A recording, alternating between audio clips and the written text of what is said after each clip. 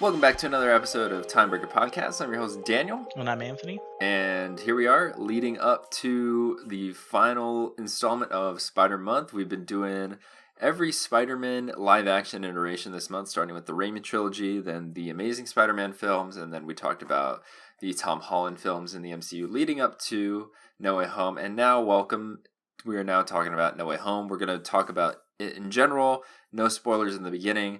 Then we're going to take a break, talk about the box office numbers, and then we're going to do full spoilers ahead of that time. So Anthony and I saw this movie on Thursday at 3 p.m., early showing, and I'm glad we went because as soon as we finished and I got on TikTok, I had full scenes of the movie on my phone.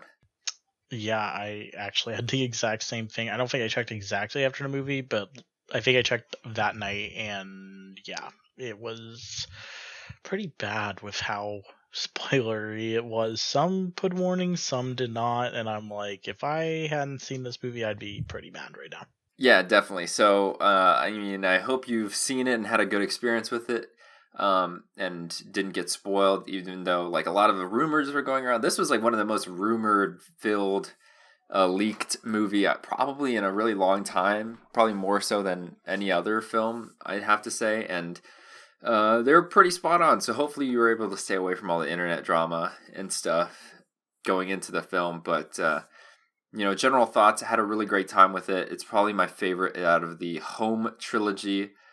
John Watts did an amazing job with this, balancing everything, and shout out to him because this is the first time any director has been able to make a full trilogy in the MCU, believe it or not. Yeah, I had a really good time with this movie.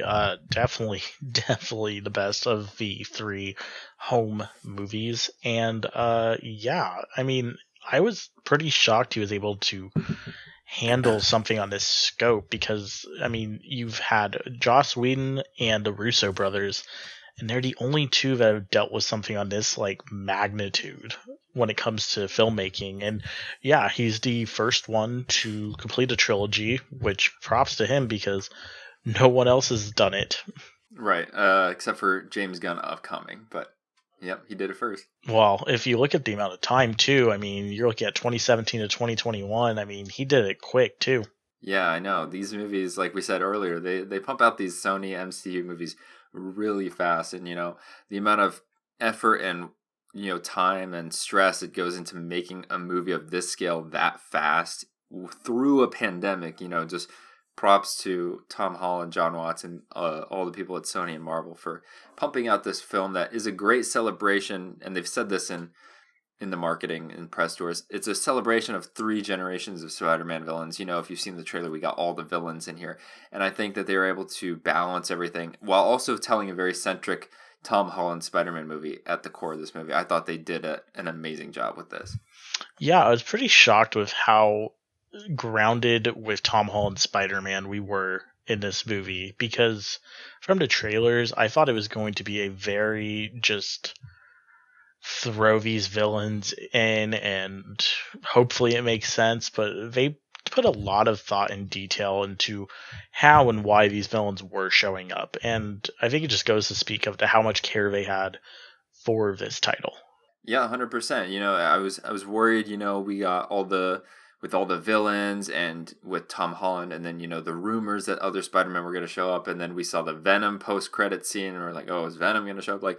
There was a lot of concern, especially for me going into this film, that this was going to be way too bloated of a movie, or too spread too thin, kind of like a Spider-Man 3 or an Amazing Spider-Man 2. I was worried we were going to repeat this kind of approach to the movie, but they balanced everything so well, and I just can't get over the fact by how well they were able to accomplish something so ambitious in this movie. Yeah, I personally thought they were going to absolutely butcher it. Pre any Rotten Tomato, any critics seeing it, I just was thinking about 5 villains that they'd shown off, and it definitely seemed like a lot, especially out the gate, of just starting with that concept of 5 villains in 1 2.5 hour movie. It's a lot of villains, but surprisingly, it works, and it works well. when it does. And there really isn't a moment in this movie where I thought the villains didn't work. The only part of this movie I felt was rushed was probably its first 20-30 minutes. It's really just like snap, snap, snap, running through things, and then it kind of slows down. Yeah, and so, like they did the press screening, and there was a huge all the headlines like it's 100% coming out of the premiere. That means every critic who was there liked the movie, and then they're like best Spider-Man movie ever. It's like best MCU movie ever, and then you can see that all the time, like all the critics, all the Marvel like TikTok influencers are talking like that, and I'm like, okay, dude, like let's take a back seat. I had to see it for myself.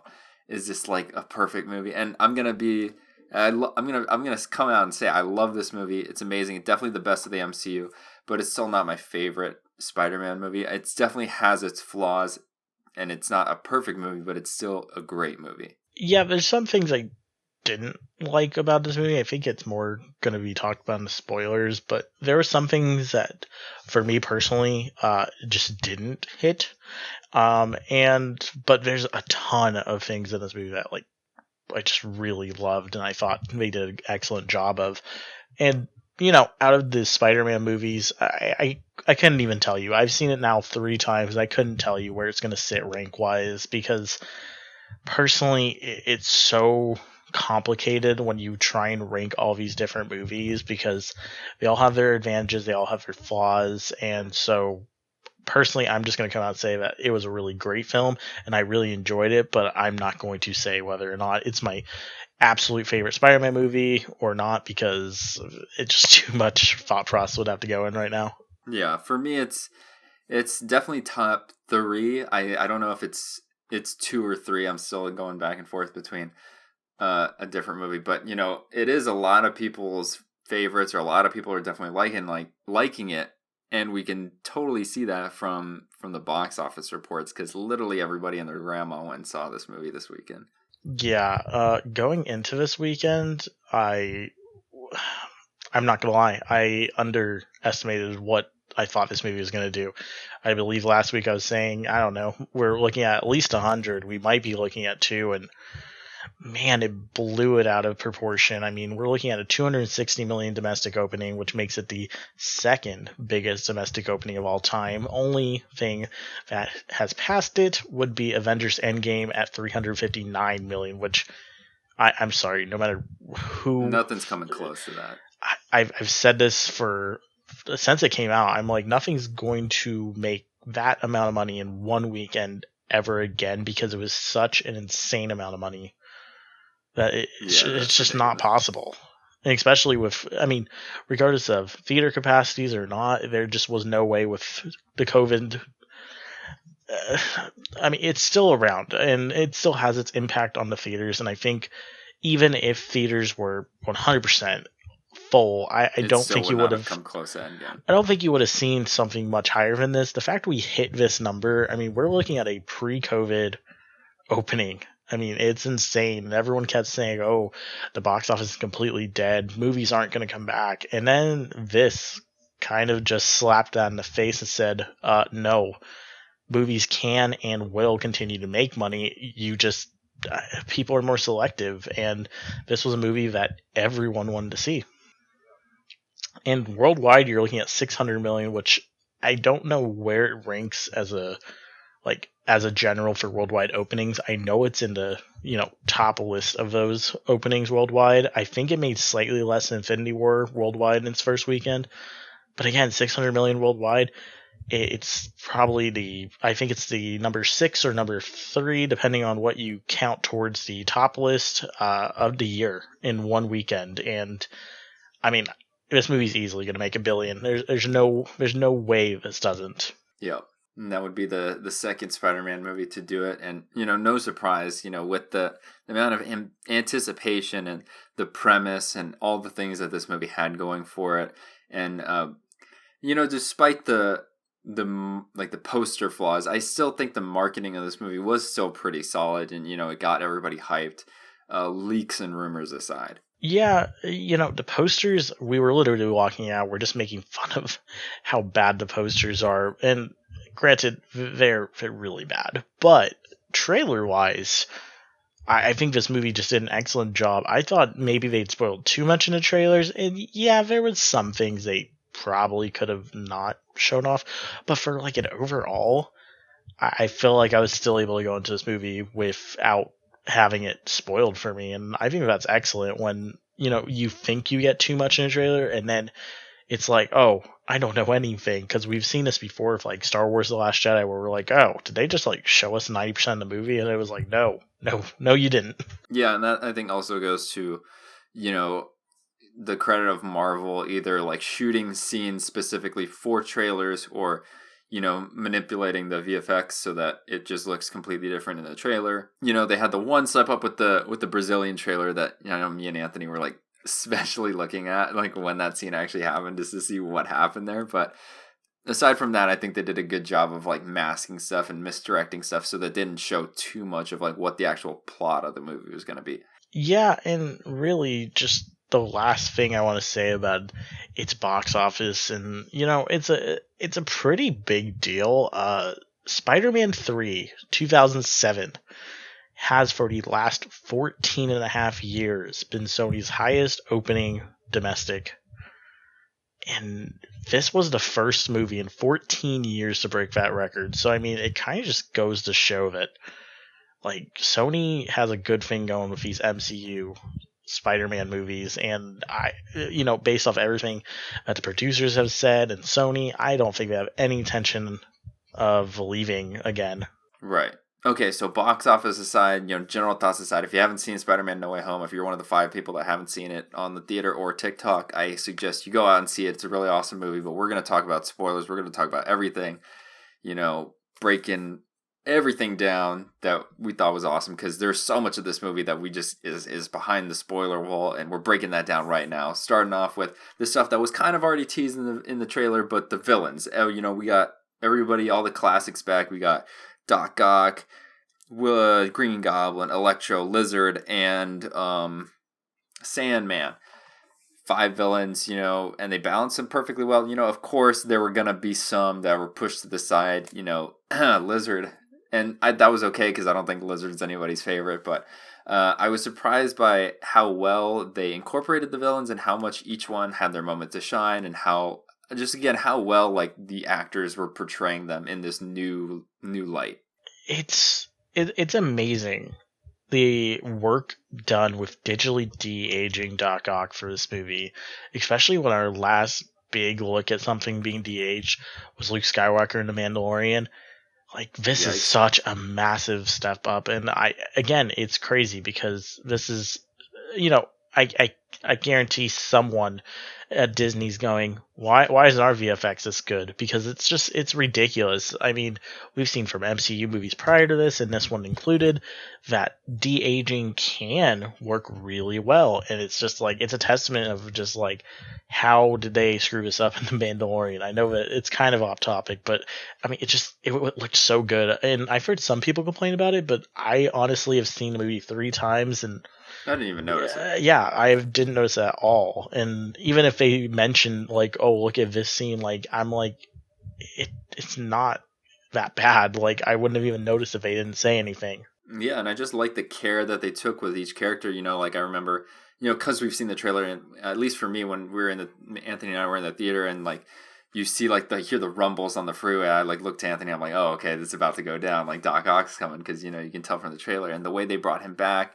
And how, Alfred Molina just plays the duality of the character so well. He is a good guy deep inside, and I love that they brought him back, and they turned him, and then he fought with the Spider-Man at the end, just like he would in Spider-Man 2. And I thought just staying true to that character was so well, and how they incorporated the nanotechnology with him, I thought was really funny. So he was one of the standouts for me, and the other one's got to be Goblin, right? My goodness, the Goblin was so good in this movie, and I loved how they introduced him, because we've seen it in the trailers. We've seen that bomb get on the freeway, and I was expecting it to be actually in like another set to that action sequence, and then surprisingly the movie is just like, nope, not yet. And I don't know, that was kind of cool, because like, you're like, I don't know, you're kind of ready for this another fight, and so was Spider-Man, and then it was just like, yeah, let's get some exposition in here. Let's start explaining what's going on.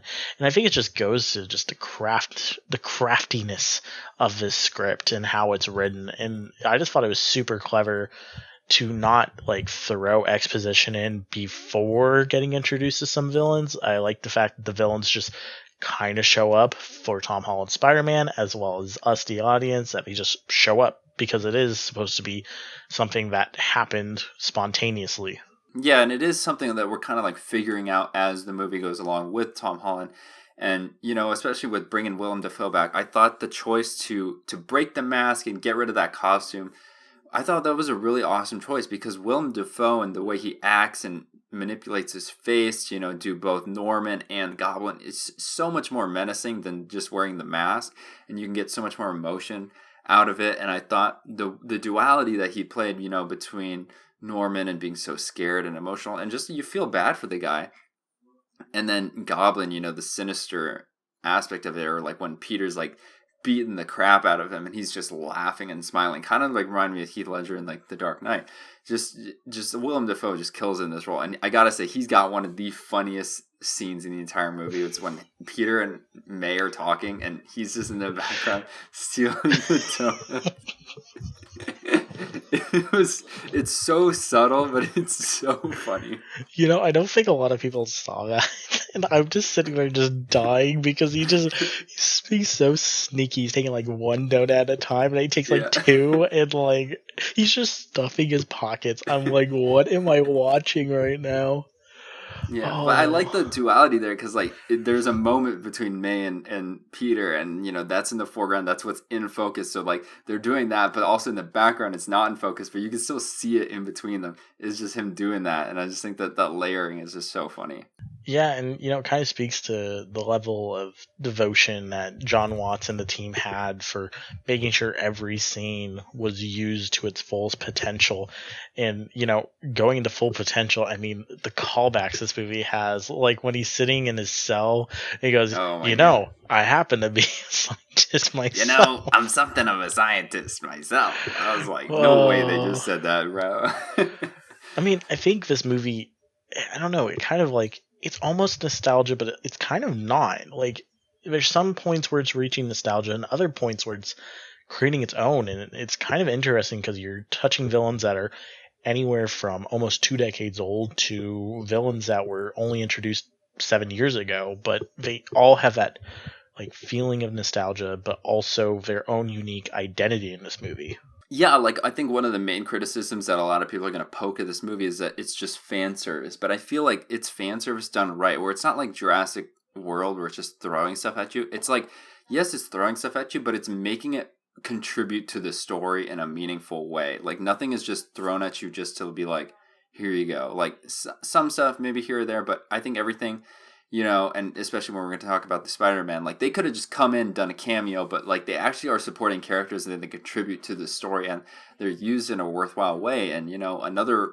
way another way they do that is with Electro, I thought he was in dire need of an upgrade, and I like what Jamie Foxx did it and how they gave it a new spin and just modernized Electro for this movie, because I feel like a lot of us would have kind of been like, okay, if they like literally brought back Amazing Spider-Man to Electro. See, so the thing I was like interested in how they were going to handle was how are they going to explain his appearance difference? And, I think it was cool that when he first shows up, he is the blue Electro that we remember from The Amazing Spider-Man 2. And then we get the theme too. That was awesome. Yeah, and then we just, it just happens to take another route and shows us this different version of Electro that we haven't seen before. And I don't know, I personally thought it was pretty great. And again, with the music. And, they actually were pretty subtle on how they use music. Some people got their old themes and some people didn't, which was, I think, a good choice, because I feel like if you had went too far into the old themes, again, you would have been just on fan service and nostalgia, where I feel like, they used it every once in a while, but they didn't use it for everything because they didn't want it to feel like this wasn't Tom Holland's movie. And I feel like that's the difference between fan service and this, is that at the end of the day, this feels like a Tom Holland Spider-Man story. 100%. And even with that scene, I do like that scene in Electro, how they like acknowledge the old version and then they transformed him too. And then they did the same thing with Sandman. You know, he comes up when he's fighting Electro and he's like, Peter, I'm here to help, because Sandman is a good guy and would be on Peter's side at that moment until, you know, and then he kind of falls back into the bad guy. But I do like how they acknowledge that Sandman would have started on the good side and then kind of fallen back too. Right, and it also is calling back to the fact that everything he does is for his daughter. And so, you know, his choices make a little more sense, and, you know, they're all centered towards getting home. And, you know, we talked about Lizard doesn't have that much to do in this movie. He's the one that I feel like gets sidelined the most, but because, you know, and they do poke fun at how ridiculous like his MO is, you know, he just wants to turn everybody into lizards, and they're like, dude, that's weird. Nah, dude, I love that they call him what do they call him? A dinosaur? Yeah, they keep calling him a dinosaur. I think it's so funny. I think it's fantastic because honestly, how are they gonna know? Like, there's just green thing in a cage, like in the dark. It doesn't speak. So, like, dinosaur, yeah. Yeah, and then we can't forget about the person rounding out the Sinister Six, the tree. God, the tree. That might be That was a funny joke. One of the greatest jokes in this movie is, Peter, what's up with his tree? And just Jamie Foxx just goes, that turned into a tree. Jamie Foxx just tree, like, man. it's just a tree. I just thought it was great. And the other thing I really, really, really love is that this movie takes the time to slow down when it needs to, and when the story requires it. And like scenes when all the villains are alone in the cell and they're all just talking to each other because, you know, for Doc Ock, Green Goblin's dead. And so for him, seeing him there is, you know, it's just not right because he's, you know, technically it's like seeing a ghost. And then from there, you get to learn from Sandman that both of them died. And then from there, you know, you have the Lizard and Electro, who also are from the same universe, so they know each other. And I just think it was a really cool dynamic to have it shown off like that. Yeah, this movie, what it does and has a cool advantage of being able to do with this multiverse and the timelines coming together, is it allows all these characters that were in some way or another connected, it's now able to put them in the same room and like let them kind of be free and just talk amongst each other. And just seeing those interactions is just so rewarding for an audience, especially for us Spider-Man fans who've been following these characters forever. And, you know, one of the cool things that I love about, you know, both this podcast and just, you know, revisiting all these Spider-Man movies is, you know, for these episodes, like me sitting down and rewatching every Spider-Man movie since 2002's for Raimi's first one, is just grew my attachment to all these and my investment in all these characters, and seeing the payoff in No Way Home was just that much better after that. Yeah, for sure. And then another one of the things that I was like really worried about, and that that's been kind of my big gripes with the last two Spider-Man movies, is that they're very much so Spider-Man within MCU movies and not like Spider-Man movies, you know, like I like the old Tobey movies, how they just feel like contained and all about Spider-Man. And then same thing with the Andrew Garfield movies. The Tom Holland movies have been kind of lacking in that regard, but I feel like this movie, the most out of all of them, really feels like a Spider-Man movie. And then I was really worried because of how prevalent Doctor Strange was in the trailers. But I'm happy to report that he's only really in the first act, and I like the implementation of him. But it does not take away anything from this being a Spider-Man movie at all. Yeah, I mean, it's definitely, like, he's there, and it's known that he's there. He's mentioned a lot, but, like, physically, he's there he's there for the first act, and then, like, he's only mentioned at best for the whole rest of the movie until he literally pops back up in the third act, and honestly, I like that. I was really worried he was going to have a super duper big role in it because of how much he was in the marketing and he was in every poster.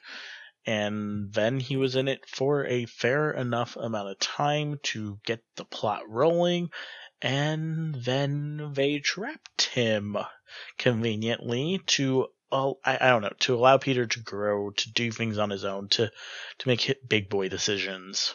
And, you know, it's something we haven't really seen from this Peter Parker before.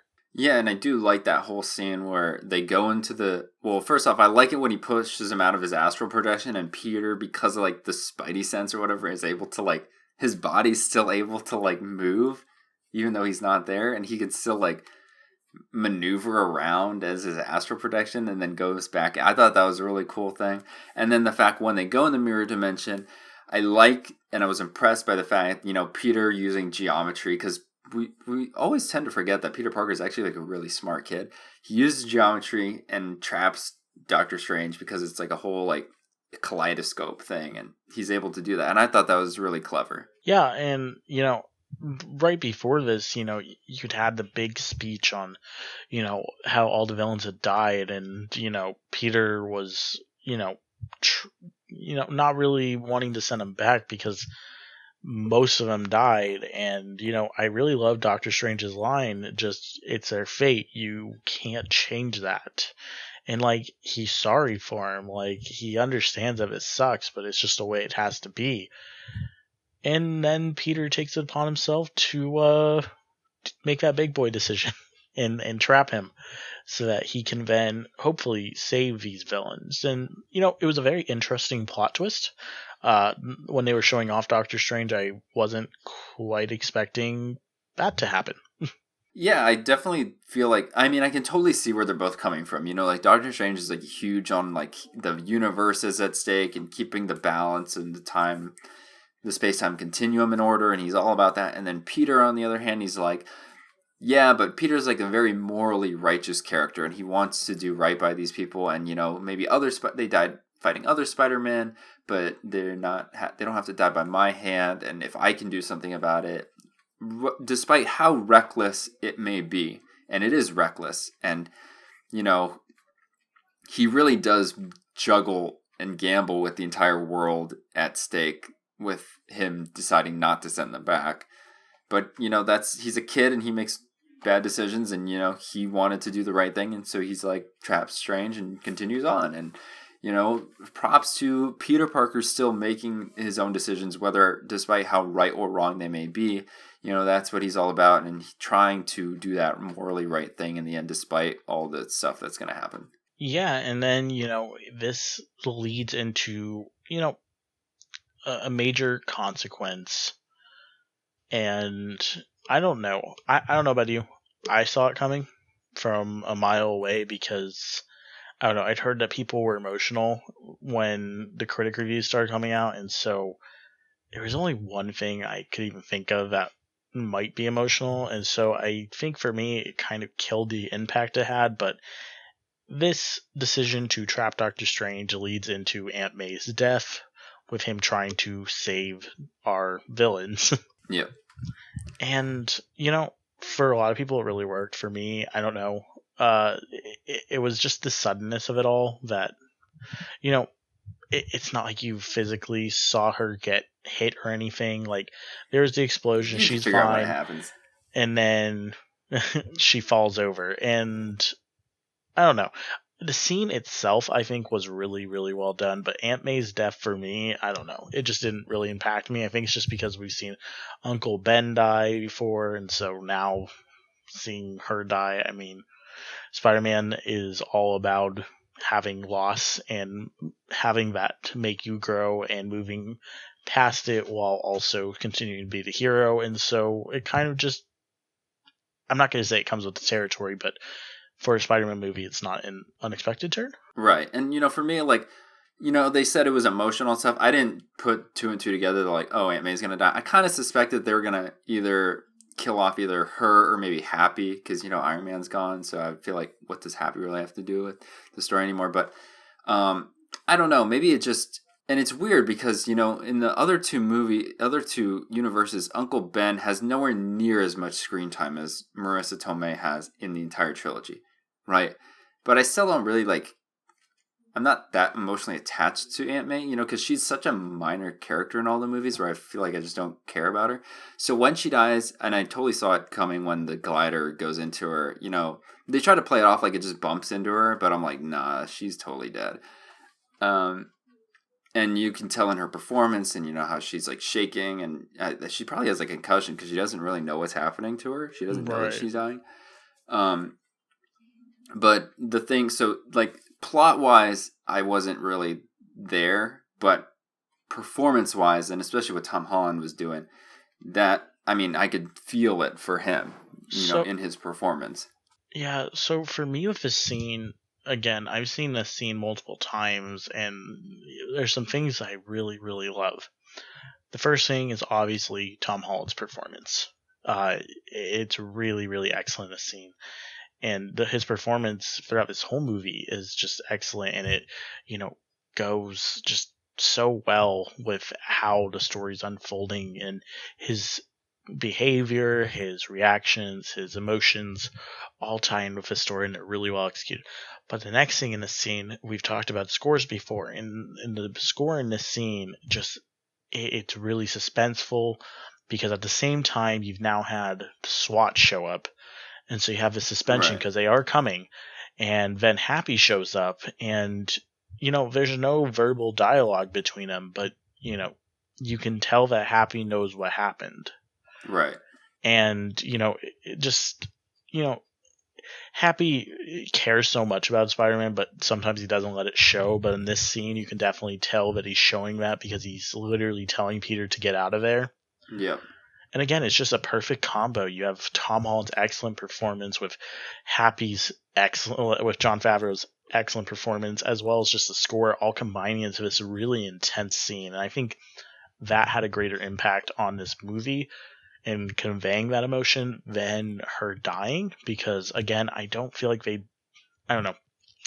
they'd built it up to have that impact. Right. And again, like you were saying, we've seen more of her than we ever did Uncle Ben, and yet I feel like there was more, reason to care about Uncle Ben passing than there was her, and I'm not sure why that is, but yeah, it's hard to explain. And like it really has to come down to like you said, like the subtlety of their performances. Like nobody's really talking a lot in that exchange between all of them, and with Happy coming in, but it's just like how they're looking at each other, how they're reacting. You can just tell, and then the score comes in, and I think also what cheapened the blow for me, and I'm like, I totally just know what's gonna happen, because she said the line, she's like, but she twisted it, and so we're like, what? She's like, with great, she does the great power, great responsibility. I'm like, oh, so is this is going to be his version of Uncle Ben? And then it's beautifully followed by like this J. Jonah Jameson like monologue talking about the news, and then we cut to like him in the rain. It's kind of slow mo-y, and it's just like really quiet. It's just really powerful. I love that shot. It is so beautifully shot, and the visuals and the lighting, like, it's great. I don't know, but I'm obsessed with just the way that was shot. Like, imagine if that was the trailer and you had no reference into who it was or what it was, but that was the entire trailer. It was just him standing in the rain. Like, it would have been so cryptic. Right. And I mean, it's captured in one of the posters. I think it's one of the international posters, actually. It's just him sitting on a building with all these billboards, and it's got that same color palette. And I'm like, that's a way better poster than whatever we've got. And yes, it doesn't have a bunch of floating faces and showing everybody, but it's just it captures a scene, and that's what good posters do. And that whole vibe with the lighting and the rain and the song is just perfect. Perfect encapsulates the emotion that they're going for in that movie. And I was totally in it for the emotional ride and for the first viewing, and then on the second viewing, like, I don't know, like, to me, like, I would have liked them to sit on that moment a little bit more, because on second viewing, once I know the how everything's going, I pay attention to like the pacing a little bit more, because there's that really emotional scene that we're talking about in the rain and everything. He's all alone, and then a second later, in the next scene, it's MJ and Ned, and it's a comedy bit, and then we get the spiders, and it's just like a really sudden mood swing.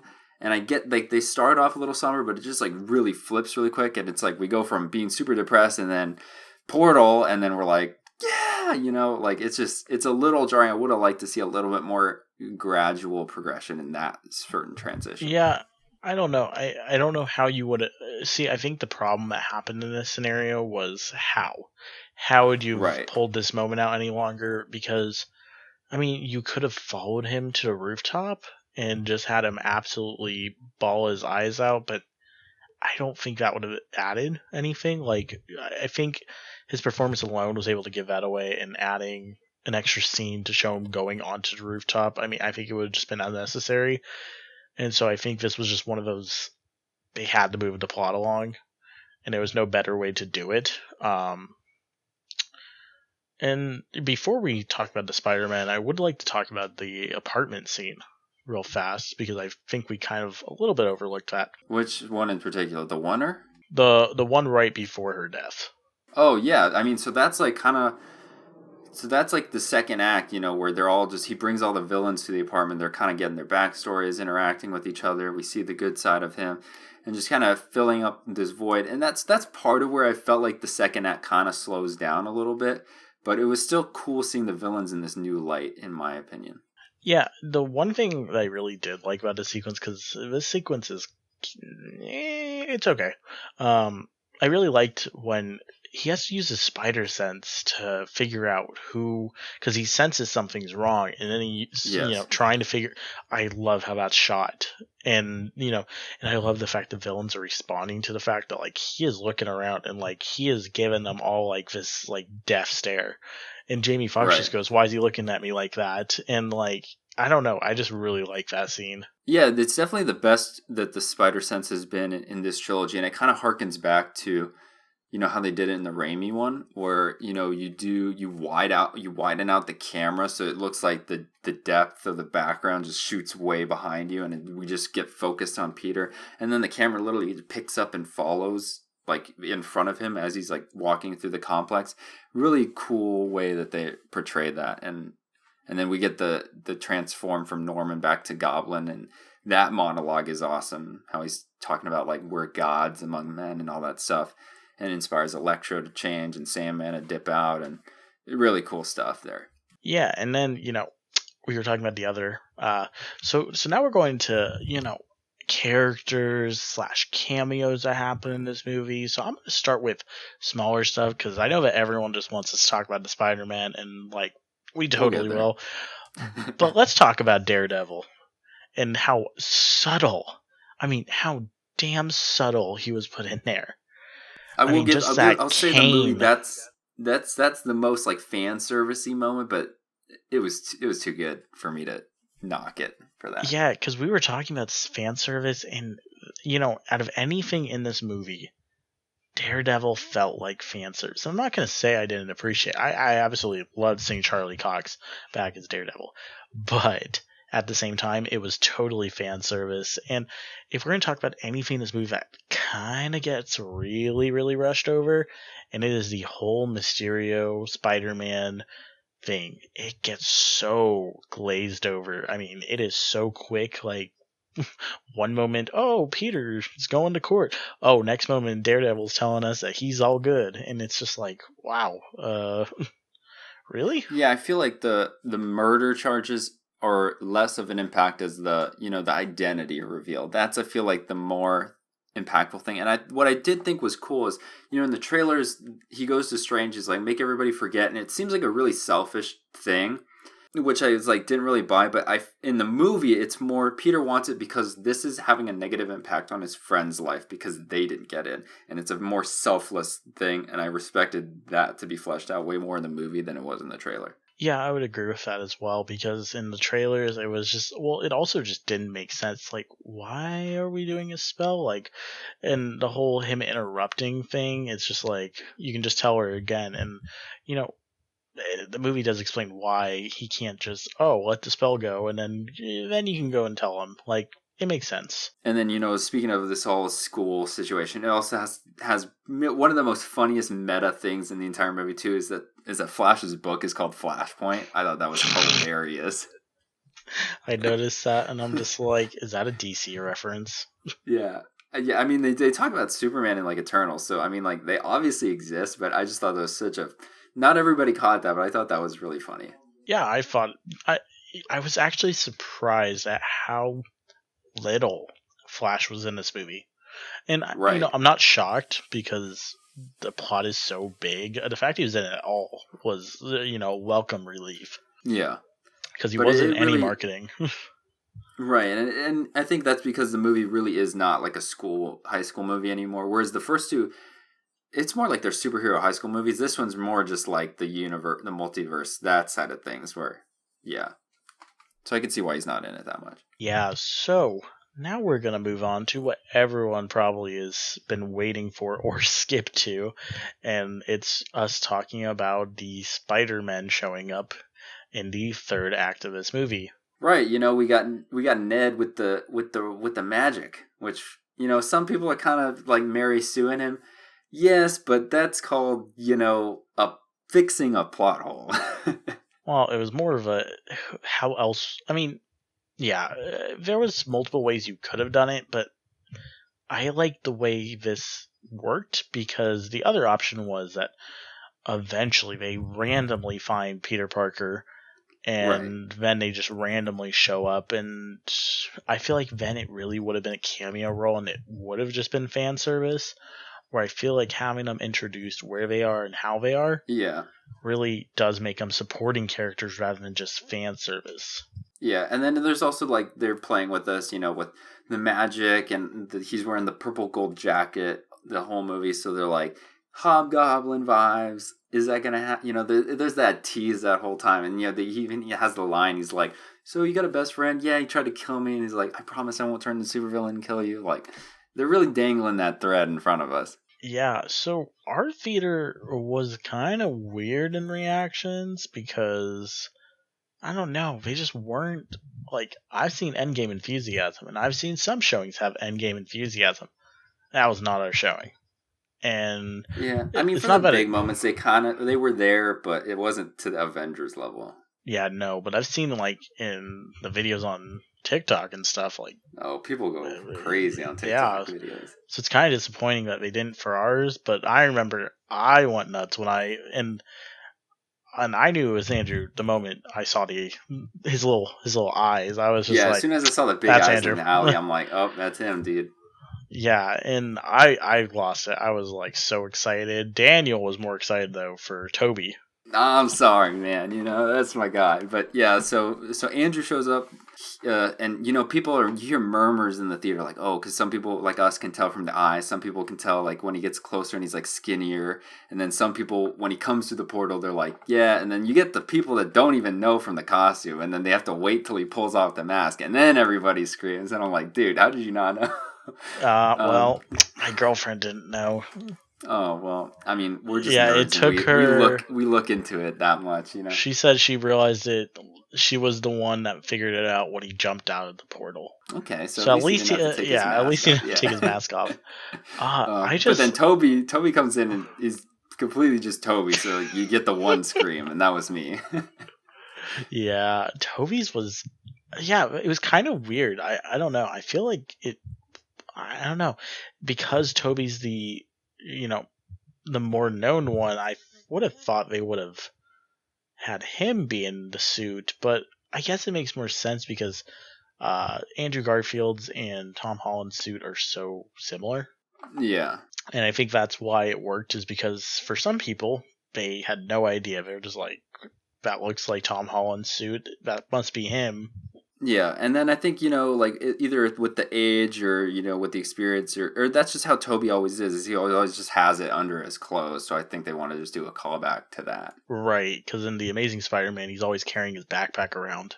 Right, so then he did like whip it out and be like, hey, but I will say, Andrew comes through and it was so refreshing to see him back, funny, quippy, with jumping up, and she's like, do I really got to do this, and don't take it out on the bread, and and then the grandma is like, get the cobweb, and he's like, okay, and then he gets the cobweb, and he's like, are we good? I don't know. My favorite part is just the fact that move around on the ceiling, no, and then he's like, this is enough. She's like, no, and he's like, yeah, this is enough, this is funny. Yeah, and then Toby shows up, and you have this, just amazing, they're both sensing, their spider sense are both going off, and so they immediately both go to shoot at each other. Yeah, and they like mirror each other, but then Toby hits the web slinger and beats him, and then you're like, ah. Yeah, I mean, all around their appearance in the movie just, yeah, it's fan service in a way, but the way that they get used throughout the rest of the movie, like, I don't know. I So think of them good. more as supporting characters than they are just as a fan service call. Yeah, and they brought so much to the movie, and even like Toby says, he's like, I just because they've probably been seeing Tom on the news all the time. He's like, I just got a feeling like I got to go help him, and we need to help him out because they've been through everything that Tom Holland is going through. Whereas they had within like the first 30 minutes of their movie, Uncle Ben died, great power, great responsibility. Tragic moment. Here we are. Tom Holland, what I realized with this trilogy is that this entire trilogy has been the Uncle Ben moment for them, for Tom Holland. And we've seen him be a kid, mess up, and then until now he has the awakening with Aunt May dying, like, crap is real, time to make some big boy decisions and grow up. And he needs help from people who have gone through that to help him make that right decision. And then we go to the rooftop scene and they help him out. It's a beautiful scene there too. It's quite amazing how much, I mean, that rooftop scene probably is no more than 5 minutes, but it is so impactful because you're seeing Tom Holland Spider-Man borderline. I'm going to say borderline because he's not at his lowest. That comes at the end, but he is borderline at his lowest. And, he's just lost Aunt May, and he's literally, he kind of senses that they're there. He gets up, he notices that they're coming, and they say that, they're sorry and that, they know what he's going through, and he just kind of stops them. And he's like, hey, don't tell me you know what I'm going through. And then he's like, I'm sending you all back. If you kill him, that's on you. And it's like the complete opposite of what Aunt May wanted. Yeah. And then, then you get the very emotional speeches from both Tobey Maguire and from Andrew Garfield, both saying how they lost someone. And I love that for Tobey, it's Uncle Ben. Right. But for Andrew, it's not Uncle Ben. And it kind of goes into that thing where losing Gwen was a bigger impact on his life than losing Uncle Ben. And I just loved that callback. And on top of that, so with Tobey, you don't really learn anything else. Like, yep, we all know that Uncle Ben died. But I love that with Andrew, we kind of get another story to go with it. Not only did Gwen pass away, but, he kept doing the neighborhood Spider-Man thing, but eventually he stopped pulling his punches. And I think that that's just, it's deep. Right, it's dark. And it's just that scene, the writing in that scene is so awesome because, he's like, don't try to say you know what I went through. And then Toby starts off, he's like, my Uncle Ben died. And, to me, I see Andrew, both Uncle Ben and Gwen having significant impact on him. And it would have been really cheap for Andrew to be like, yeah, Uncle Ben died too. My Uncle Ben died too. But no, he goes, I lost Gwen. That was my MJ. And then Toby says, great power, finishes great power, great responsibility line. And then Tom's like, how do you know that? And then it's Andrew that says, that's what Uncle Ben told us. So we get the Uncle Ben from Andrew, but it's not like he's just copying what Toby says. But they find a way to like loop it back around to the great power, great responsibility line. So I thought the writing there was just amazing. And yeah, too, how Andrew loses, like, he becomes rageful, and they're just here so that Tom Holland doesn't go down that path. Now, is it me, or does Andrew Garfield just give one hell of a performance in this movie? Like, every scene he's in, he has given it his absolute all, and it's just, I don't know, I just love it. All right, so I'm gonna come out and say this, right? This is a lot coming from me. I feel like Andrew's the best one in the three at this movie. Right? He's like, so he just good. adds something to it, another layer. He's got the quips, he's got the humor, he's got the energy, and I will probably say he's the best actor in general out of all three of them. We're talking about Silence, we're talking about Social Network, Hacksaw. It's like he's a phenomenal actor, and what he brings to Spider-Man.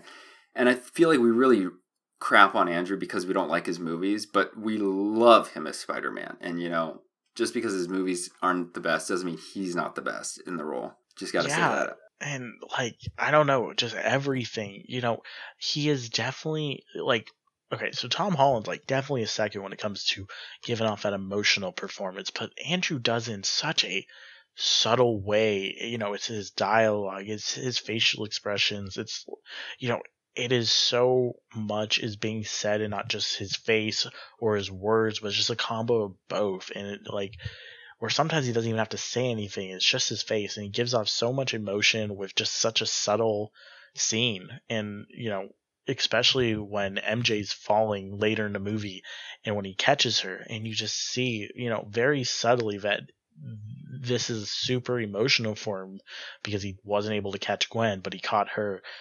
And for a lot of people, that was the scene that they cried in this movie, and they just that like broke them.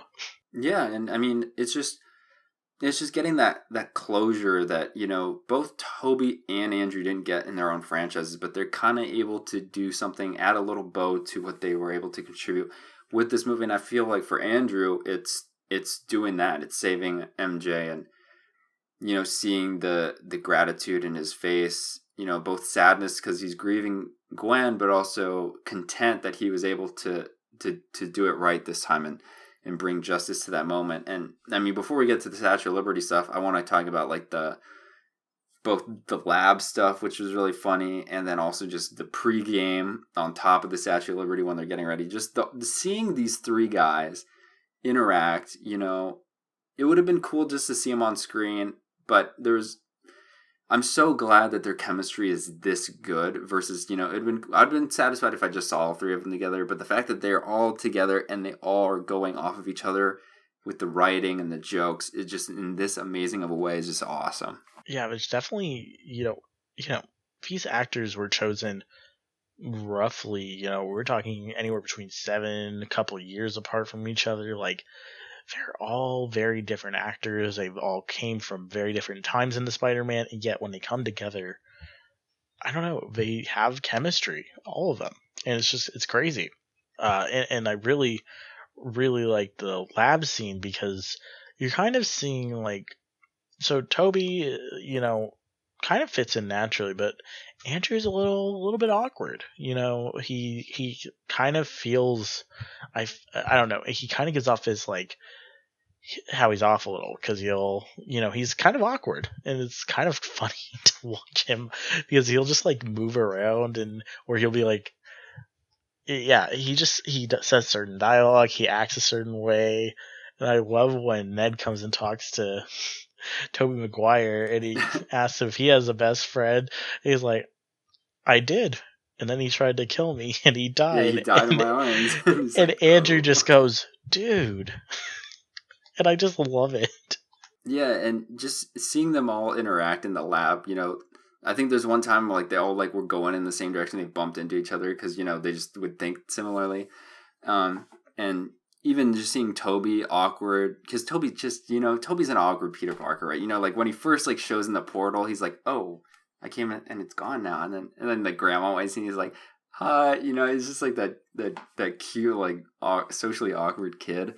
And then seeing like, he's like, I'll do Norman because antidote because I've been thinking about it for a while. So it's just in the writing, it shows that like that decision and him having to kill Harry's dad has been weighing on him. He's like, and if there was just a way I could fix that. So it's been on his mind. And then how Andrew handles the lizard one and all of them interacting. And then, when Ned's like, here you go, got your web cartridges. And then he's like, thanks, man. And Toby's like, what are those? That was such a funny scene. I love how they're just like, what do you mean? And then he shoots a web, and they all and they're just like, go, they're like whoa. mind blown. They're like, whoa. But then Andrew plays it off where he's like, just so fast, and he keeps like leaning, even like when the shift focused to a different conversation, he's just like looking at Toby's wrist. He's like, how's that even happen? It's so funny. Yeah, I also like the fact that, Andrew will be like, I'll do the lizard. And he's like, I've already cured him once before. And he says, no big deal. And they just look at him. He's like, yeah, no big deal. No big deal. Yeah. And then there's like a beautiful little scene there too between Toby and Andrew where they're looking at Tom and Zendaya. And he's like, do you got a girl? And he's like, nah, it's not really in it for us. And then Toby, Toby, I like how each one gives a different thing to the story. Toby's, it's not Spider-Man 3 Toby. It's 2021 Toby. back. He's the older one. He's been through it all, and he's like, nah, don't give up. Still try. And it took me and MJ a while, but we made it work. And he just is that big brother vibe. Just like kind of offering the others a little bit more. Yeah. I don't know. I just love all three of them interacting the way they do, and I love that they point at each other in the lab, and that Ned says, Peter, and they all go, like, what? What? And then he goes, Peter Parker, and all the same. Yeah, it was great. And then we go to the Statue of Liberty, and we get more jokes where I love how they acknowledge Toby's back problems. It's like Spider-Man 2, my back! Like, that's so funny. I can't. He's literally just leaning over the railing and just, my back. And then Andrew's like, oh, let me get that for you. And then he's like, whoa, that's good. I just love, if you look in the background, you look at Andrew's face, he's like, right? Like, he's got his arms open and everything. Like, it's hysterical. And then they're talking about, so you, like, make your own web stuff in your body. And then it's like, they're like, does it come out of anywhere else? That was so funny, too. No, my favorite line in the whole movie is when he's like, what's your favorite villain you fought? Well, I fought this goo monster once from space, and then Tom Holland's like, I fought a guy from, or what did he say? He said, like, I fought this alien from space with black goo, and then Tom Holland's like, I fought an alien like in space, and then Toby's like mind blown. He's like, wait, like you went to space, dude? Yeah, he's like, I can't get over the fact that you fought an alien in space. Yeah, and then Andrew's like, nah, I'm lame. Yeah, I'm lame. A rhino. And then Toby says, I can't believe you said you're lame. You're amazing. Like, can we backtrack? Yeah, they do the meta amazing, because Andrew's from Amazing Spider-Man. I was like, okay. And he's like, nah, it's okay. No, you are amazing. Nah, I know. He's like, can you say it? You're he's like, no, I really need to hear that. And they like kind of make fun of that culturally, like Andrew's like the least appreciated one, even when he's like, Tom's like Peter 1 and then Toby's Peter 2, and then Andrew's like, yep, Peter 3, like, oh, what-de-do. Yeah, I love it. And then seeing them team up, put the cowls on and swing into the my fight favorite, was so awesome. So my favorite thing about these three, because we're talking about how they're supporting characters, and I love the fact that the first time they go out to fight the villains, they butcher it. And my goodness, they butcher it. Like, they are messing up, they are hitting each other, they're getting each other's ways, and, it makes sense. All three of them, well, except for Tom Holland's Spider-Man, but he's never worked with other Spider-Mans. Right. So, having them all, not knowing how to work with each other, hitting each other because, they're not even considering another Spider-Man being there. Right, then, the webs are hitting each other and they're like shooting other people in the face with their webs. Yeah, so, yeah. I love that Toby gets hit. He just peels it off and says, gross. Yeah. Yeah, and they just, yeah. Yeah, and then, they get beat up a little bit, and then they go in for pep talk. Yeah, this is a pep talk. And like, I don't know what to do. I'm not used to a team. I'm used to a team. I'm part of the Avengers. And then Toby's like, that's great. What is that?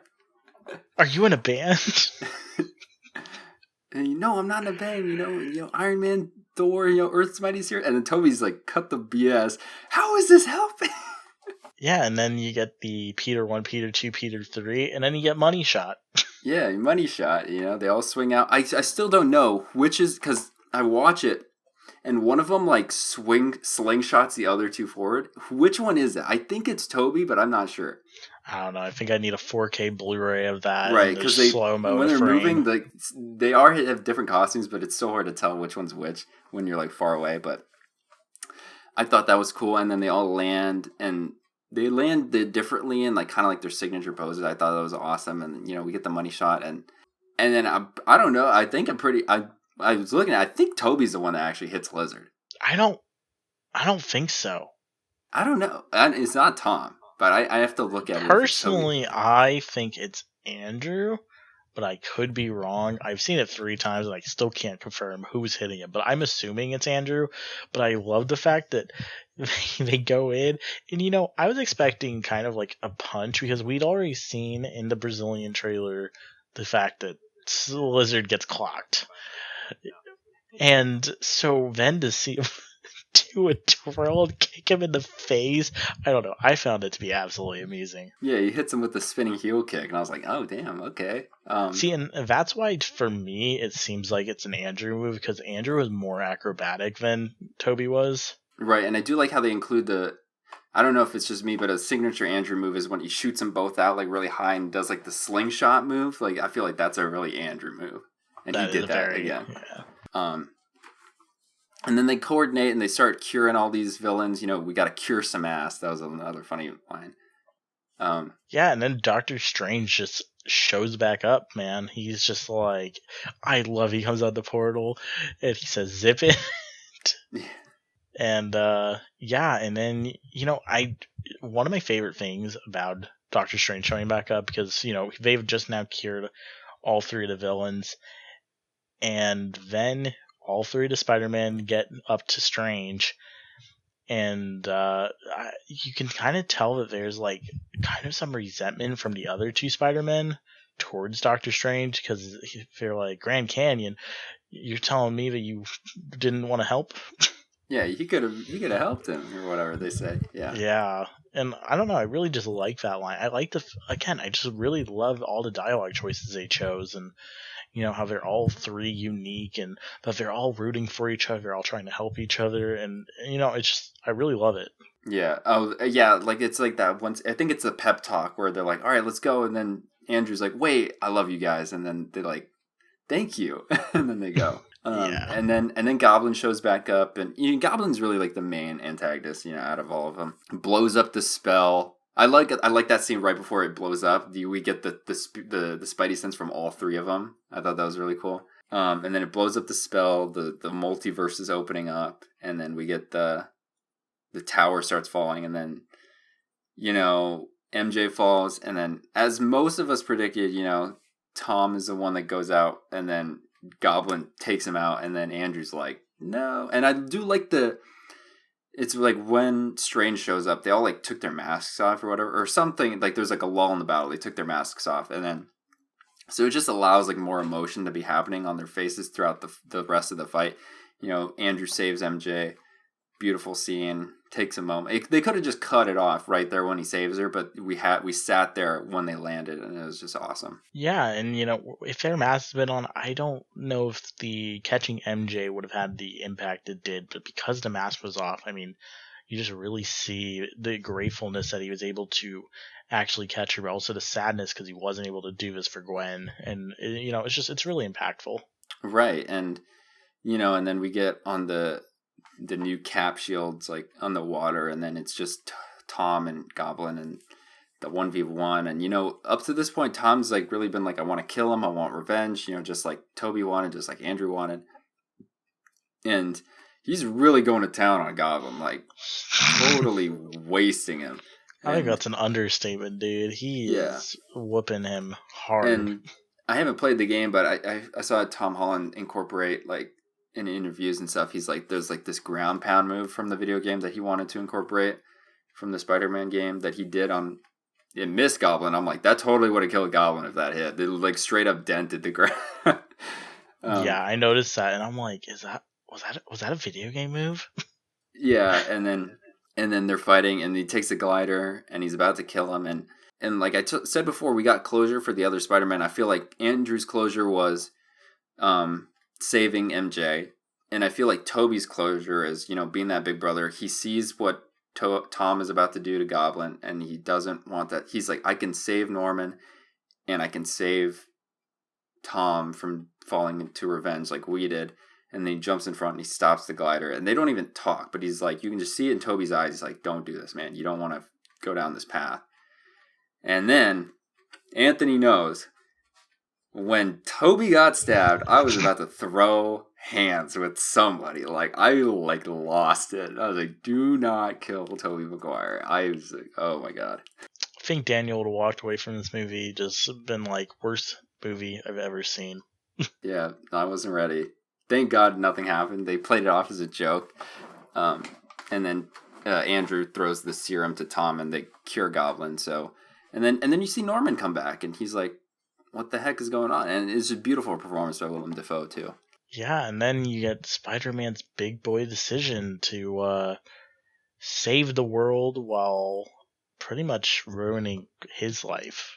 But again, it kind of shows the selfishness that, was his original desire for using the spell to begin with, but it doesn't change the impact it has because everyone's going to forget who he is. And I think it's just worked super well. You get to say goodbye to the Spider-Man, but then you have this really emotional scene with Ned and Zendaya, and she's like, "What if I don't remember?" And it's really impactful. Yeah, and I mean, even Strange kind of gets choked up a little bit. He's like, "Go, kid," see you around, Spidey.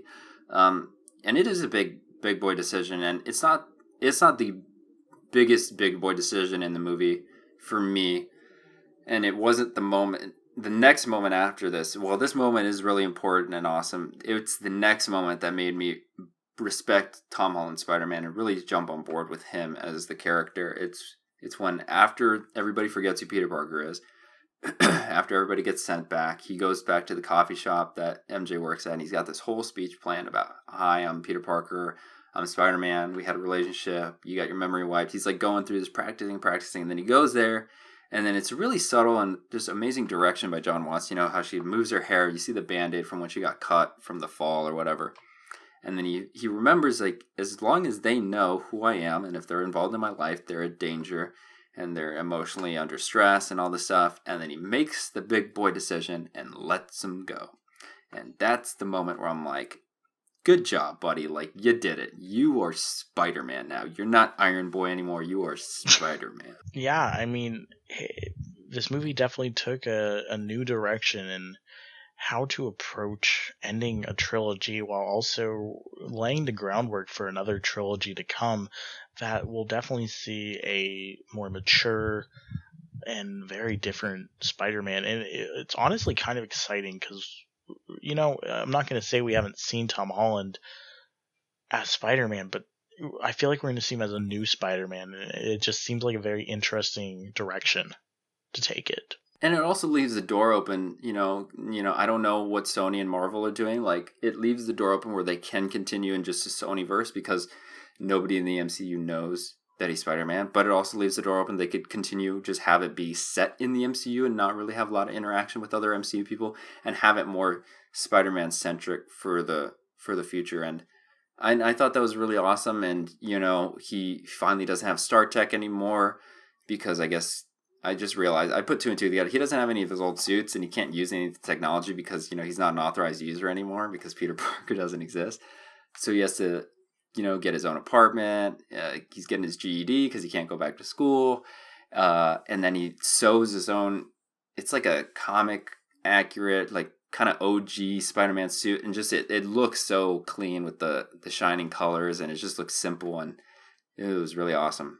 Yeah, I really like the ending, and I like the fact that it really just leaves the door open. Well, I think his movies will still take place in the MCU because I think, again, for Sony, it would just, I'm not going to say it would be stupid, but borderline it would be stupid to remove him from the MCU because there's been so much success. But at the same time, I think, and it's just my opinion, I think Sony should personally continue with Andrew Garfield's Spider-Man and have him be their Spider-Man for their extended universe.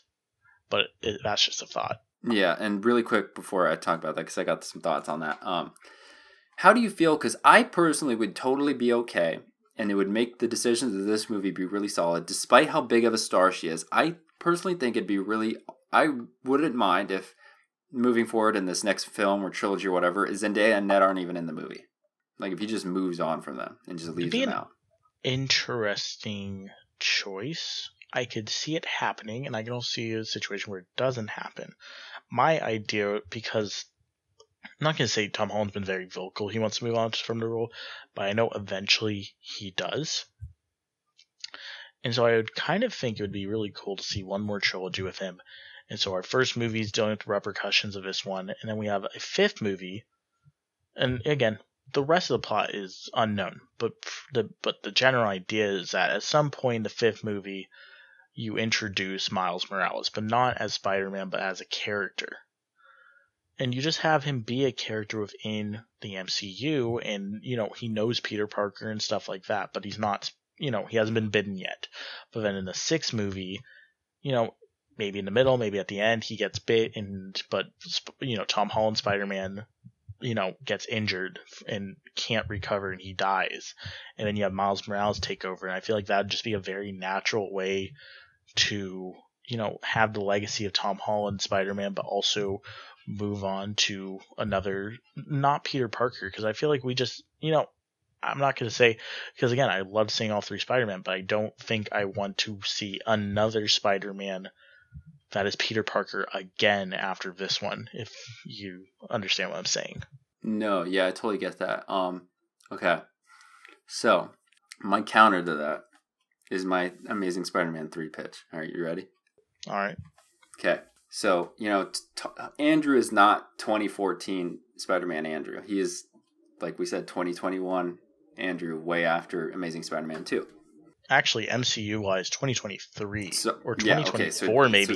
It's even longer, right? So, right. My point is, some time has passed since Gwen, and he even says in this movie, he's darker, he's more rageful, stopped pulling his punches, still's got that anger, and hasn't really gotten over Gwen, right?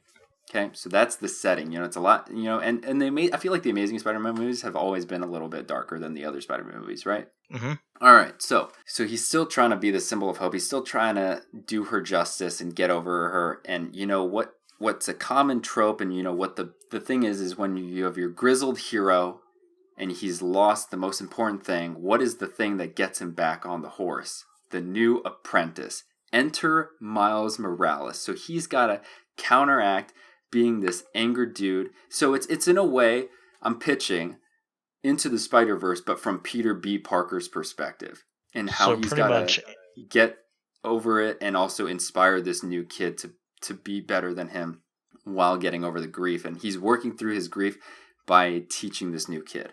Now, would you do this immediately? Would this be the Amazing Spider-Man 3, or would we see an Amazing Spider-Man 3 and then like a fourth one we start? Because it's kind of like the same idea I was having, where don't jump right into Miles Morales, but at some point bring him into the story. I mean, it could be something that you work in, because, I feel like the way they handle the post-credit scene, you could really easily do a Venom Amazing Spider-Man 3. I feel like that's where things kind of lined up right now. Yeah, again, it's more of a, I just feel like there's a lot of options Sony can take with this. And, Andrew Garfield, he's still under 40. And again, he's not going to want to do the role forever either. But I feel like there's a lot of potential going on here. And really the ball is in Sony's court and how they want to, proceed. Right. And then I think my pitch is just because I feel like I don't see Tom Holland as the mentor yet. Like I need a couple more of him just doing the thing before he takes on I could see Toby teaching Miles, I could see Andrew teaching Miles, but Tom is still too fresh. Right, and it probably just goes into that, regardless, no matter if he matured in this movie or not, I don't know. I think a lot of people still see him as very young. Right. This isn't in a way, this is just the start of Spider-Man, with how his story has gone. Yeah, I mean, Sony's got a lot up their sleeves, and, there's a very bright future for Spider-Man, depending on which route they take. And, I'd love to watch more Tom Holland movies. I'd love to see more Andrew Garfield movies. And I'm not going to say I would love to see multiple more of Tobey Maguire Spider-Man. But if we got like an old man Logan type, an old man Spider-Man, yeah, if we got one of those with Maguire, directed by James I think that Mangold. Would be pretty cool. Yeah. Yeah. But anyway, I think that wraps this very long episode up. Oh, wait, really quick, because this is one of the things that I've been seeing, Timothy Chalamet, Harry Osborn, MCU. What are your thoughts? I would dig it. I would dig it. Yeah, I think that would be so cool to go against Tom Holland. Yeah, that would actually be pretty dope, especially since I think, didn't he audition for Spider-Man 2? I don't know. And then especially how they have that, he's working with Zendaya with Dune, and then Zendaya's with Tom Holland. I think that'd be so juicy. Yeah, dude, honestly, I hadn't even heard of that, but that does sound pretty dope. Yeah, but hope you guys enjoyed. Really like this movie. Definitely one of the best Spider-Man movies out there. If you haven't seen it, go check it out. You're missing out. Yeah, and then, if you like what you see here, make sure to subscribe, and we'll be back next week talking about our top 10 from this year. See ya. Thanks for listening to this week's episode of Timebreaker Podcast. If you did enjoy it, please be sure to drop a like and subscribe, and make sure to ring that notification bell for new episodes every Wednesday. See you next week.